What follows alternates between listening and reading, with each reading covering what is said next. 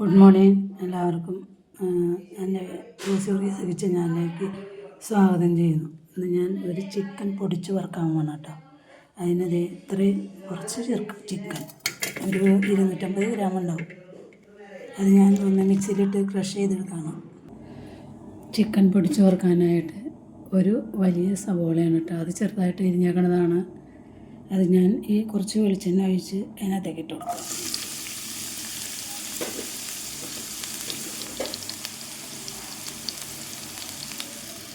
ഒപ്പം തന്നെ ഒരു 5-6 ചെറുള്ളി, ഒരു 3 വെളുത്തുള്ളി, ഒരു ചെറിയ കഷ്ണം ഇഞ്ചി, കുറച്ച് വേപ്പില, ഇത്രയും ഞാൻ ഇതിനകത്തേക്ക് ഇട്ടു.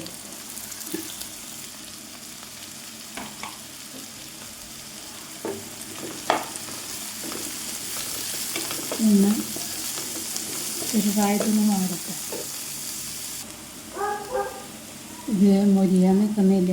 ഇതിനകത്തേക്ക് ആവശ്യമായിട്ട് വെക്കും.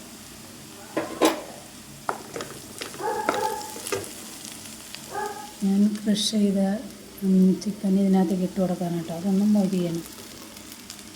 സവോളയുടെ ഒപ്പം കിടന്ന് മൊരിയിട്ട് ചിക്കൻ അത്യാവശ്യം മരിഞ്ഞിട്ടുണ്ട്. ഇതിനകത്തേക്ക് പൊടി ഇട്ട് കൊടുക്കാൻ കേട്ടോ. ഒരു 1.5 സ്പൂണ് സാധാ മുളക് പൊടിയാണ്, 1 സ്പൂണ് മസാല, 1/2 ടീസ്പൂണ് മഞ്ഞൾ. ഇതിനകത്തേക്ക് വേറെ പൊടികളുടെ ഒന്നും ആവശ്യമില്ല.